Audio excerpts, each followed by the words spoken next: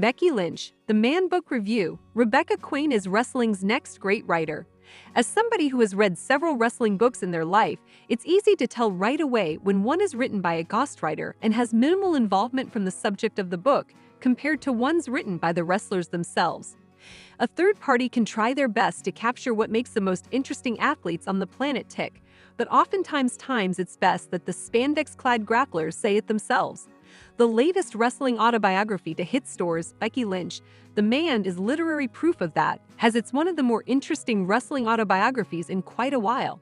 Although it's taken as an undeniable fact nowadays that Quinn is one of the finest women's wrestlers of all time, her book goes into all the struggles that she faced on her way to the top of the wrestling world.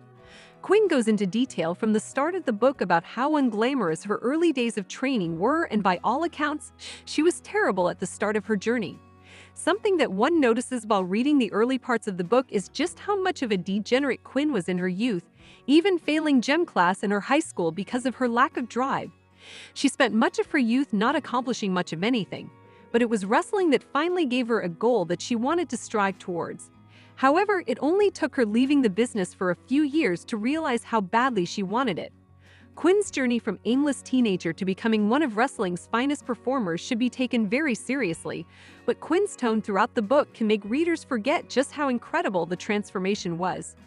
She's so down-to-earth and hilarious that it can be easy to forget that she tackles subjects such as bulimia, relationship breakups, and family deaths throughout.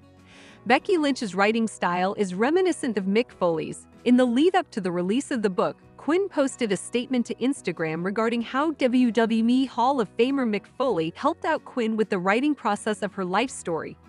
Foley's influence is felt heavily in the book, as there is a healthy amount of comedy, short stories, and anecdotes that remind fans why they fell in love with the Becky Lynch character in the first place. From almost injuring WWE Hall of Fame Jim the Anvil Neidhart in her career before WWE to trying and failing to hide her battle scars from her mother, Quinn is able to make even the simplest of tales entertaining with her self-deprecating voice. Having said that, there are plenty of moments in the book where Quinn lets us in on the dark parts of her life. An aimless relationship that she almost ruined her life over, a lovely friendship with Charlotte Flair that ultimately fell apart, and discovering that her father had stage 4 lung cancer in the lead-up to the biggest match of her career are just some of the heartbreaks Quinn writes about with a heavy heart.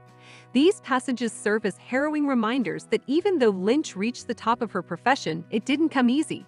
Just as Foley wrote about the struggles of his career in his original memoir Have a Nice Day, A Tale of Blood and Sweat Socks, so does Quinn. Becky Lynch doesn't hold back in her words. Throughout her life, Quinn has been entangled with a ton of other wrestlers, including Finn Balor, Sami Zayn, Charlotte Flair, and Seth Rollins.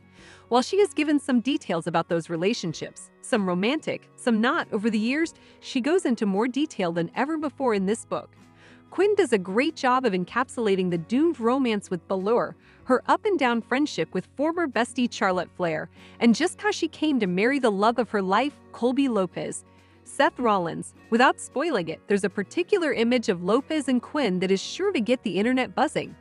In particular, Quinn's relationships with Flair and Lopez get the most attention throughout the book. The friendship with Flair shows just how the wrestling business can bring two people together, but also tear them apart just as easily. Her relationship with Lopez, though, shows how the business has evolved. Whereas in the past, two wrestlers dating each other and getting married was seen as a big no-no, Quinn and Lopez's story shows that two people meant to be can find each other in the wacky world of pro wrestling.